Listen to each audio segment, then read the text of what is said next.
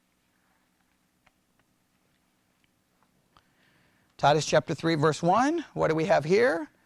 Put them in mind to be subject to principalities and powers, to obey magistrates, to be ready to every good work, and to speak evil of no man, and to be not brawlers.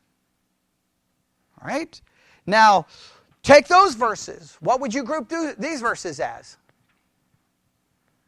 We got God's authority. What would we group these verses as? Man's authority? Would everyone be okay if we call this governmental authority, because it seems to be specifically relating to governmental authority? There's governmental authority. God's authority, governmental authority. All right? Now let's go with the governmental authority concept and let's play this out in light of Jude. And Jude, what's the problem? You got people who are filthy dreamers, who defile the flesh, who despise dominion and speak evil of dignities, but they claim that what they're doing is all what? From God. Now, I don't know if you've ever witnessed this in the history of, the world, but guess what? What do governmental authorities love to do and nations love to do? That God on our side. Right? Everyone claims God is on their side.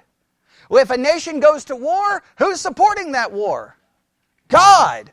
If a nation takes over another land and takes those people, God. If you get in a ship and come to a land that's not yours and you take it, God. If you prosper, God. I mean, basically anything. Everyone does this.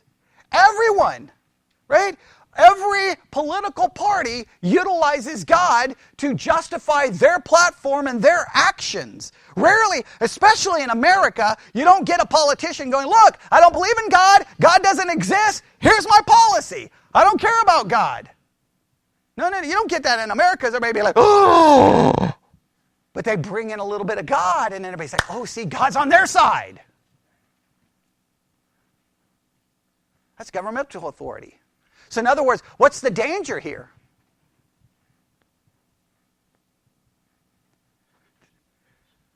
No, the danger, and just follow me with the Jude concept, that government could use God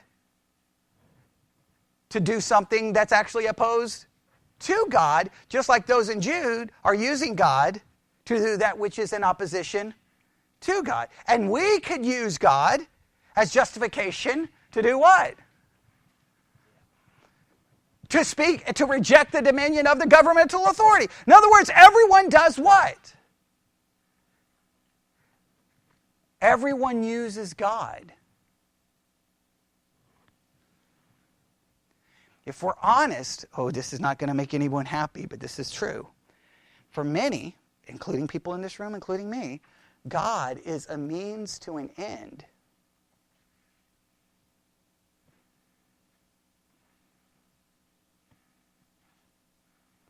God is a means to an end.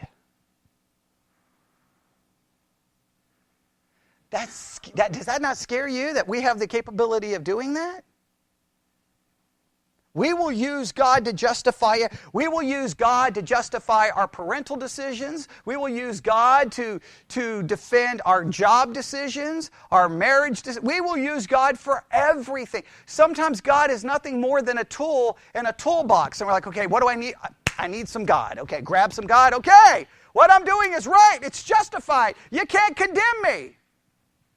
That's the whole problem in Jude. Does everyone understand? These are the people they have to contend with. Filthy dreamers, but they believe it's from God. They can do whatever they want. And I can establish to you these realms of authority. What's the first realm of authority? God. They're using God's authority. Then we got governmental authority. The Bible does say that governmental authority comes from whom? So that government could use God as an exercise of said authority in a way that actually is opposed to God. And then we could come along and use God to support what? Our rebellion against said authority. Did we not see this all play out during COVID? Right? Let's go to the third one. Oh boy, no one likes the next one. Oh boy, I don't even like the next one. Everybody ready? Exodus chapter 20, verse 12. I apologize to all the children and teenagers. Okay. Exodus chapter 20, verse 12. Someone tell me what it says. Honor thy father and mother. Okay. All right. Everybody knows that verse, right? Okay. What'd you say? Right. In other words, there's a blessing attached to said honor. Okay. Honor of mother and father. Okay. All right. Next. Ephesians chapter 6, verse 1. Go there.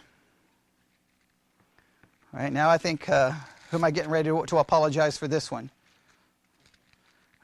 Who do I have to apologize for this one? Still the children, right?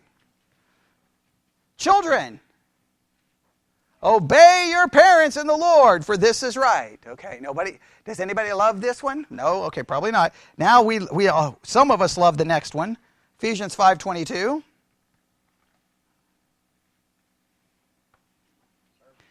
Wives, Ephesians 5:22. Wives, submit yourselves unto your own husbands as unto the Lord. Okay, what does this establish? Authority in the home. All right. We have God's authority, governmental authority, and we'll refer to this as, can we call it domestic authority? Does that work? Do you like that? Does that work? If you don't like it, if you got a better one, I'm willing to hear your suggestions. Authority within the home, right? We'll call it domestic authority. Now, what happens in domestic authority?